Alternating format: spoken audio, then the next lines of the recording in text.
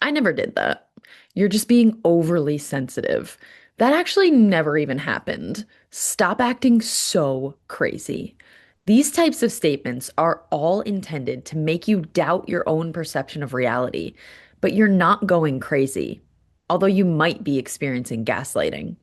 This is Unsilenced, a JBWS podcast where we have real conversations about abuse. I'm MC Robinson, and today I'm speaking with Dr. Danielle Graddick, a licensed clinical psychologist, all about gaslighting. Now, gaslighting is a term that you hear so often that the true meaning may be misunderstood. So, in this episode, we're going to break down the definition of gaslighting. We're going to identify potential signs that gaslighting is happening in your relationship and provide both overt and subtle examples of gaslighting. We also explore why people even gaslight others, if it's possible to gaslight someone without meaning to, and how to have a different perception of an event without gaslighting your partner, because it is possible. At the end, we cover how to respond to gaslighting, how to rebuild trust in yourself after experiencing gaslighting, and so much more. It's going to be a great episode, but before you listen, please take a moment to subscribe to Unsilenced wherever you get your podcasts. It really helps us to spread our message about ending abuse and to break the silence surrounding domestic violence.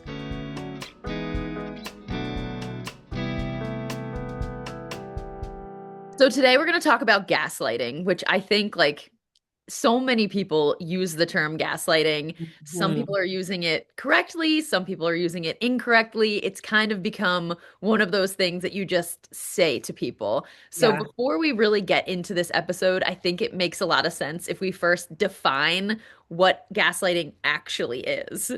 So there are a lot of definitions about gaslighting that are out there, but I have a favorite, so I'm going to share that one. Gaslighting is considered a psychological manipulation tactic that causes someone to doubt their perception of their memory, perception of their identity, and perception of their sanity, ultimately leaving someone feeling really, really confused and at times broken, unfortunately. Gaslighting is insidious, meaning it really erodes and chips and chips and chips away at someone's, like I said, sense of self over time. And for that reason, it's considered a core manipulation tactic used in abusive relationships. And what I just want to highlight, and what I'll probably highlight a million times today, is that its intent is to gain power and control and Right. destabilize someone on the other end. And I think it would be really helpful too if we took a moment to kind of break down what gaslighting might look like in a marriage or in a relationship, both those more subtle ways that gaslighting might show up and the more overt gaslighting. Could you Yeah. kind of break that down a little? Yeah, yeah. So I think subtle gaslighting that may even be well intentioned at first could just look like someone who's trying to smooth things over and avoid conflict. Right. Mm, So I'm sure I have gaslit in my life just because I really believe something to be true, or maybe I remembered something a different way. And in an effort to not make it a thing, I was like, well, this is how I really remember it, or are you sure about that? And just didn't use the right language, ultimately leaving the other person feeling like, wait, but what? I feel so confused. yeah. So I think at its best, and I use that in quotation marks, it's trying to soothe things over. I think that gaslighting gets really, uh, I feel like using the word sinister, but gets really scary and sinister when it's about a lack of accountability and ownership. So someone who really, really just refuses to take ownership or accountability over their actions at all. It could also look like persistent lying. So just outright lying and saying, well, that didn't happen when someone may have evidence that it did, which can is such a wild, wild feeling. Um, Mhm. and it also looks like minimizing someone's experience and making people and minimizing their feelings, making people feel like, well, can I even trust the way that I feel about this? Because this person's telling me that I shouldn't feel this way, but I do. So that's kind of what it can look like in relationships and in marriages. And that's so destabilizing to have the person that you love the most tell you, well, that's not actually what happened, or no, Exactly. your perception of reality is wrong. And then how can you really feel safe in that relationship? Exactly, exactly. And I think that's the point in at least relationships that involve abuse is that you're not intended to feel safe. The intention is to gain power and control over you and leave you dependent on the other person and only that person. Right, because if you're too sure of your reality, for instance, I'm being abused, right? Like if that's your Mhm. reality, then that's a threat to the relationship. You Exactly. could Exactly. eventually leave. Yeah, It's of their benefit to say, like, I feel like you're mistreating me, and then being like, no, I'm not. I treat you perfectly. exactly. Like, you're crazy. Yeah, or you would be lucky to have somebody like me around. Or look at your past relationships. You've never known how to maintain a healthy relationship. So a Ooh. lot of these things that really make people feel like, well, maybe this is my destiny, and understandably so. Yeah. Yeah, that's rough. In thinking about that, are there any key phrases or terms that people can be on the lookout for to kind of like a bell goes off, like, that's a gaslighting phrase? Or is there anything like that that like rings a bell or raises the alarms that maybe gaslighting is happening? Yeah. So one phrase that I'm sure a lot of people have heard over time is like, you're crazy. Now we say that people can say it jokingly, and I think pop culture these days, people say it all the time. Yes. But and over repeated statement of like, you're crazy. That's not what happened. Mhm. I think you're too sensitive. Like, why are you, Yeah. right? Which I'm sure a lot of us have heard before. Another one that I particularly hate is like, you're too needy. Like, why are you so needy? And I don't like that because we're all biologically wired to have needs. We all have needs, and the way that we seek them out may not always be the healthiest, but we shouldn't be judged based on having needs and expressing them and wanting them. And I think that is a really common phrase for someone that uses abuse against another person.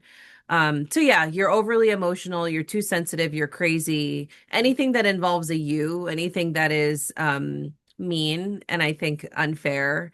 Those are some of the common phrases that I've heard.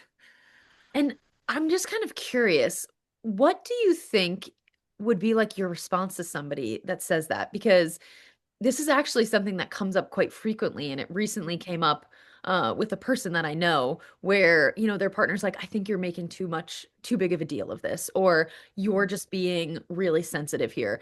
And I think, it might be obvious to us, but what is the problem in saying, you know, you're making too big of a deal about this, or you're just being sensitive, or you're just being dramatic? Yeah. What is the problem there with somebody saying that? Hmm.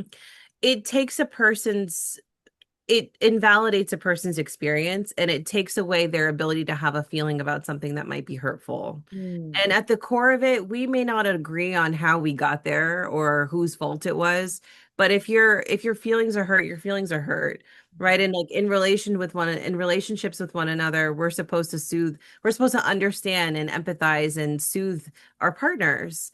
Yeah. So I think the biggest problem is that people are not allowed to have their experience anymore, and then they feel shame or then they feel guilt for having a feeling that, might be a really natural feeling. Mm. So that's I think the big issue with that. It's really interesting because I feel like in certain circumstances, especially if there's like an argument or a disagreement, two people could fundamentally see something differently. And so Yes. I'm just kind of curious, how do you not gaslight somebody while still honoring that you have different perceptions of what happened? Yeah. Yeah. I think that's a fantastic question. I think the phrase "we can agree to disagree" needs to be used more often. So You know, true. right. Well, like if we just boil it down to the simplest concept, just saying, I hear you, that's not how I see it, but I respect that that's your feeling. I respect that that's your opinion. Can we leave it there? Mm. And like really setting a boundary and hearing the other person out, but saying, I don't think this is a helpful path for us to go down. So let's just agree to disagree and move on. Yeah. And you can still honor someone's feelings without, completely agreeing with the way the events unfolded. Because I Yeah. think obviously looking at someone and being like, you're so sensitive, you're so dramatic, you're crazy, isn't very empathetic. There's Mhm. a difference between, I'm really sorry you feel that way. Let's talk it through. This is how I saw it. And it's more, I think, I think gaslighting, there's a lack of communication. It's trying to force one point of view. And then with a healthy relationship, would you agree it's kind of more of a communicative? It is more communicative. I think that's a great characterization of it. And what I'd add to that too is it's also like an ownership. Like it's also like, I don't, that's not how I see it, or that's not how I remember it, but I'm sorry that I made you feel that way, or I'm sorry that this happened this way, right? Or I'm sorry that you're hurting. Mm. That's the communicative piece of it, and you're owning a bit of something. And I Yeah. think that really soothes and enables someone to be able to move past, and enables a relationship to grow stronger through that. Yeah, because it's Kind of still an help. honoring of what the other person is feeling instead of a complete dismissal. And then when you have that respect, it just helps you kind of keep building a better framework. Um, Exactly. but it does lead me to my next question, which is basically, what is the difference between a conflict and gaslighting someone? Mhm. I love that question. In conflicts, the healthy relationships should involve a level of conflict. I think a lot Yeah. of psychologists feel that way. When there are moments of conflict, we are disagreeing over something, and the expectation is that there is a level of engagement. To your point earlier, that you're communicating about it and that you're talking about it in the first place.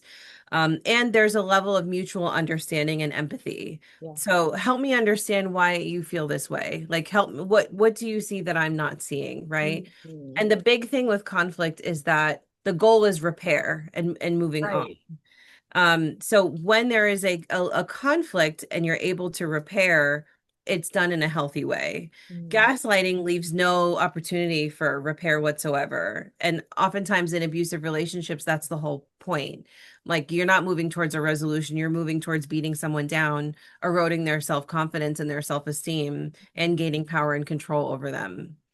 Wow, that's a really good point. I love your perspective on repair. I think that that is such a beautiful way to put it. And it really also leads me to this other question, which is basically, can gaslighting happen without you intending to? Because I think a lot of the times, just even the way we laid things out, you're going to have experiences, like I said earlier, where you have different perceptions of what occurred. And so I think there are times when you could inadvertently gaslight somebody. Would you agree that that's true, or what do you think? I would agree that that's true if it's a one-off or if it doesn't happen often. Right. Because I do think, look, we're human and we make mistakes and we rush through things and we have our flaws. Yeah. And at times, like I said before, we may just be trying to soothe an argument over or maintain harmony in a relationship, Yeah. or we may just genuinely believe that we're correct about something. Yeah. And so I do think that gaslighting can happen unintentionally, but the what to look out for is a pattern of behavior, Mhm. always. So Mhm. if there is a consistent pattern of someone trying to lack accountability, deflecting, minimizing your feelings, or lying persistently about something, that's when gaslighting to me is not done unintentionally whatsoever. Gaslighting is actually done with the intent to gain power and control over the other person. It's I love this conversation because I think it's very important because that is something people look to when they're in an abusive relationship. You kind of look to like, are they doing this on purpose? Like, is this really happening because they don't know better? Can I teach them? But I think, in that situation, and I'm curious your thoughts on this, but it's also like the way they respond to it. Like, if you bring it up to somebody and you say, I really feel like you're completely dismissing my feelings, or you're really kind of not taking into account my perspective on things, and they respond by being like, well, yeah, you're crazy. Like, that's not what Mhm. happened. I Mhm. think maybe that doubles down on the gaslighting rather than maybe even being like, oh, okay, like I can see how that made you feel like your reality isn't correct. Exactly, Mhm. exactly. And I think if it's going back to the point of it happening unintentionally, if someone doubles down on something and they're like, well, I don't see it that way, and I think you're crazy, let's say even that happens. And then ultimately the conversation ends in a place where you're like, all right, I shouldn't have said that. You're right. I was upset, or Yeah. yeah, I own that. Even if it gets to that place, but there's a repair or there's some kind of acknowledgement and ownership and some attempt at an apology, Yeah. to me, I wouldn't consider that the stereotypical definition of gaslighting. But to your point, when there is that doubling, tripling down, and there's no opportunity for any feelings to be exchanged or for any level of healthy dialogue, then that's really problematic, and it's quite scary. Yeah, I totally agree with you. And I think right now, before we get into the effects of gaslighting, it would be a really good time to take a break. So we're going to go to a little ad break right now. Real change begins with secure connections. At HPE, we deliver network experiences that transform how people connect, work, and live. Ready to make every connection count? Let's make your network more reliable together.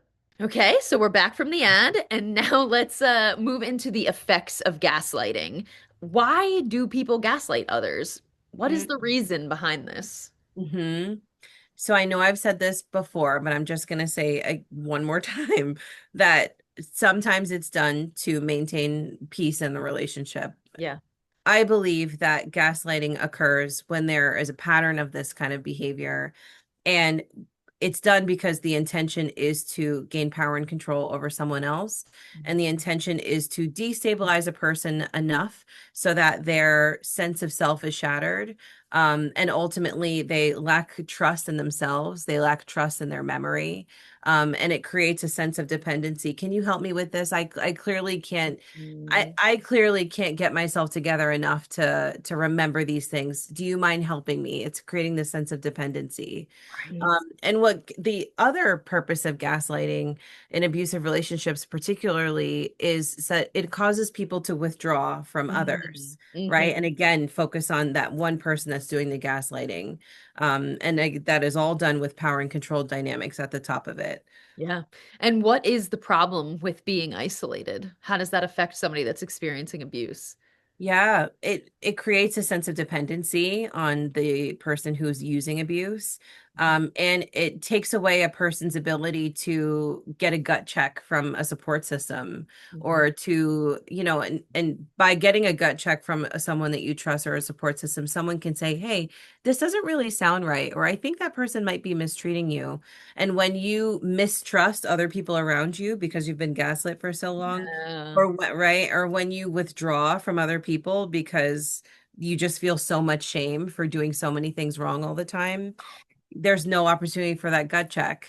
Interesting. So Mhm. you think, I mean, we touched upon this a little bit earlier, but the effect of gaslighting is also to make you feel like you are always at fault, kind of. Exactly. Oh. Exactly. Yeah.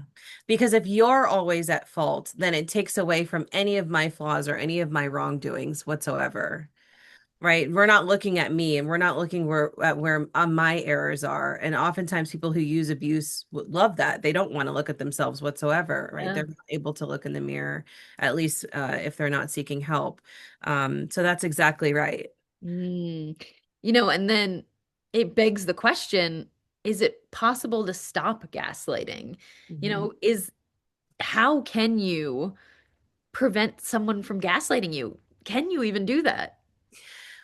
It's a tricky question because to me, that puts the onus on the person experience on the receiving end of Yeah. gaslighting. Hmm. And I don't think that people who are being gaslit should take any ownership over that Mm. behavior. That's really the person who's using abuse, and that's really the person who's gaslighting.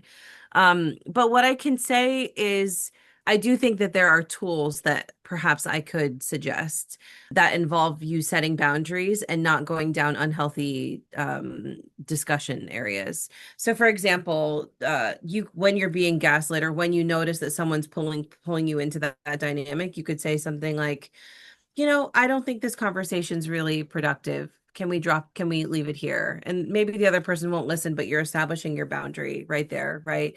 Or you can also say something like I said earlier, which is, how about we agree to disagree? I didn't really see it that way, but so I think closing off that opportunity for a person to continue to dig their heels in and continue to continue to berate you and erode your self-confidence is always super helpful.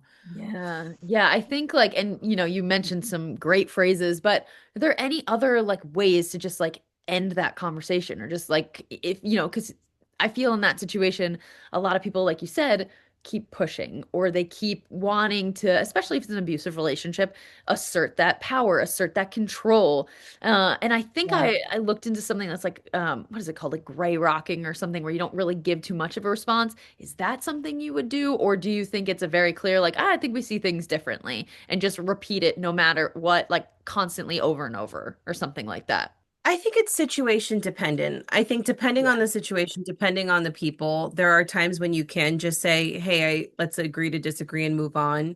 But I think in other times, yeah, you can give a little like this is I think if you're giving a bit of an explanation and if you're explaining something from your POV, then I could understand and you could see if that's something that ends a conversation. Yeah. I guess the cautionary tale that I want to throw out is the more you find yourself defending and over explaining, the more opportunity a person has to gaslight you, right? And I don't want people to get in to feel like they need to get on that roller coaster ride every single time.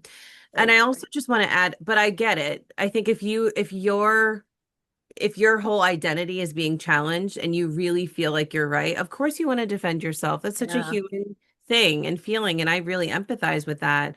Though it is only taking you down a path in a situation that involves abuse, where you're leaving yourself vulnerable to more remarks, more berating, and a higher level of conflict. Yeah, and the more you say, like, you think it's, oh, this will be the piece that gets through to them. Like they'll finally like open their eyes and see, my side of things. But then to your point, a lot of times, the more you say, then it's like, oh, but see, oh, so you did do that. Well, you just said you did. And then it gets to the point where I also feel like there's like a quickness to it where then you forget what you've even said. And you're like, well, I can't remember. I'm not sure. Yeah, Like and that alone, when it's like, what do you mean you can't remember? Well, then how can you believe that I didn't say that before? And right. that's like kind of, I think, a perfect domino effect of like how gaslighting can then, get so out of control. Exactly, exactly. Because it's confusing. And Yeah. oftentimes in these conversations you're genuinely confused. Yeah. Yeah, no, I think that that's such a great point. hmm and it's interesting because this is obviously so hard to go through gaslighting and it's so invalidating. And to your point earlier, it makes you second guess yourself and feel like you do everything wrong. So, how do you even begin to start to recover from Mm. the effects of gaslighting after you've left an abusive relationship? Yeah, yeah. I think it is really, really, really challenging. And so I guess the first thing I would say is to take it slowly and Yeah. to take it day by day. To me, recovery looks like starting to seek support again or beginning to learn that it's okay to seek support in other people when you're having a bad day or an off day, or when you just feel confused and you need someone safe to kind of vent it out with. To me, recovery looks like, and the research actually supports this, finding ways to get back into your body, because oftentimes that mind body connection is severed and there's a total lack of trust in yourself and a lack of trust in your intuition. So doing mindfulness practices, meditation practices can get you reconnected to your body and your sense of self, and help you learn what it looks like to trust your intuition again. Mm. So I would say and I'd also say therapy, shameless plug for therapy, really, really working, Yeah. because you go through examples that, in which you were severely experiencing abuse, and you process the trauma in a safe place with an expert, but you also learn how to trust yourself again, and you Yeah. learn what self-confidence looks like again, and you take really, really tiny baby steps in a safe container. So I Mm. think that recovery can look like therapy if a person can access it. Yeah, and reestablishing trust in yourself, I think, is such a long journey, Mhm. especially after experiencing that. And you did mention a couple of those mindful tips and grounding techniques, but could you mention a little bit more? Like, if people are trying to kind of, get back in their body, what are some things that, like, maybe people would recommend or you think would be good tips, like, that to start slow with? Hmm. I would say walking. Might sound Yeah. super, super simple, but Mhm. sometimes the simplest explanation is the best one. Like moving your body, getting some endorphins through moving your body, walking. Yes. I would say just leaving your phone at home and just taking a breath in nature, right? If you're Yes. able to. Doing things like reconnecting to your favorite music again, like getting back into yourself, reconnecting with some books that you used to like. Maybe there are shows that you used to like. Maybe you used to enjoy hobbies that you no longer did. Mm. So it doesn't have to be things that require a lot of capacity or a lot of money, just things that get you back to who you felt like you were before this experience, or who you want to be, trying something new as well if you feel like you're confident enough and comfortable enough to take the risk. I love that. Just like cultivating who you want to be, or maybe who you've been, and get back to that little by little. And I also love, I think a lot of times people think of, oh, like, I don't want to do meditation. I don't want to do whatever. But just like being outside, reading a book. Obviously, right now it's pretty cold, but, Yeah, like just being outside, walking, connecting, just there's little things that you can do. It doesn't have to be like now you're in like a 7 week meditation course. You know what I mean?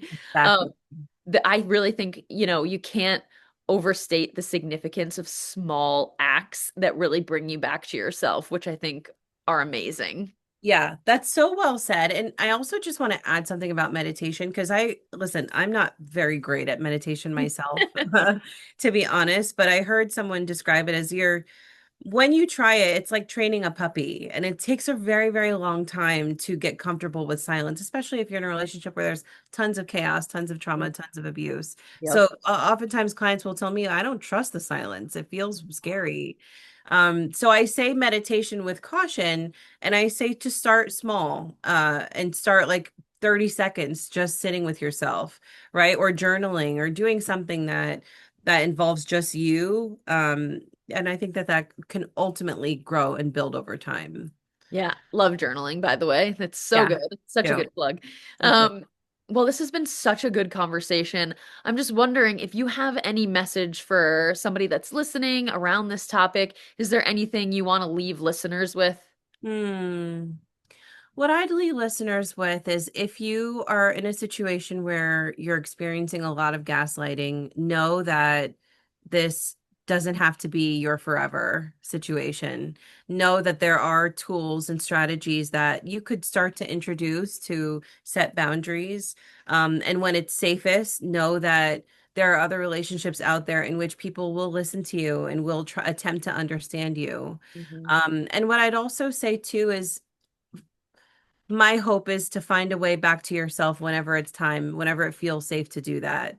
And to know, like, yourself will always be waiting for you, as cheesy and corny as that sounds. So Like, you'll cute. always be able to find your way home, Wizard of Oz style. It just it might take some time, and it might take a different season of life when it's safer to do so. But that's what I'd offer.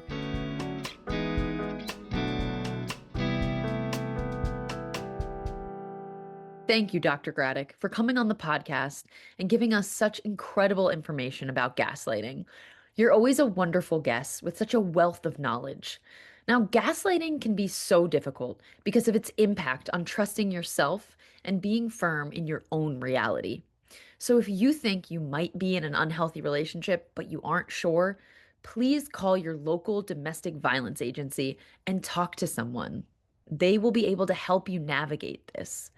You can find resources at the end of this episode and linked in the description. Thank you for listening to this episode of Unsilenced, and please tune in next time to learn even more about all facets of abuse, because education is the first step in ending domestic violence. Thank you for listening to this episode of Unsilenced, Real Conversations about Abuse. This podcast is produced by JBWS, a domestic violence agency that serves both Morris and Passaic County, New Jersey. If you would like a certain topic covered on the podcast, then please send an email to podcast@jbws.org. We are always striving to provide content that will be both educational and helpful to our listeners. But please note that this email is only intended for content relating to the podcast. It is not meant to offer immediate assistance or any access to services. If you live or work in either Morris or Passaic County, New Jersey, and think you might be in an unhealthy relationship, then JBWS is here to help you. Please visit jbws.org/services to learn more about programs for support, or call our 24-hour helpline to speak to a member of our staff at 1-877 782 2873.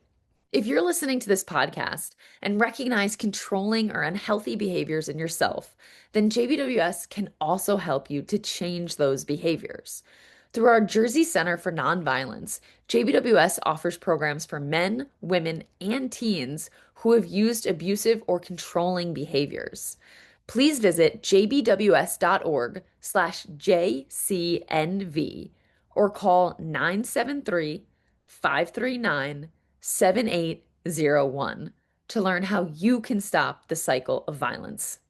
If you don't live in either Passaic or Morris County, then please call the National Domestic Violence Hotline at 1-800-799-7233. Since domestic violence grows in silence, you are helping us break the stigma associated with domestic violence and supporting our efforts to unsilence those impacted by abuse. Please be sure to subscribe to Unsilenced Real Conversations About Abuse wherever you get your podcasts, and follow JBWS on social media to get as many people talking about abuse as possible.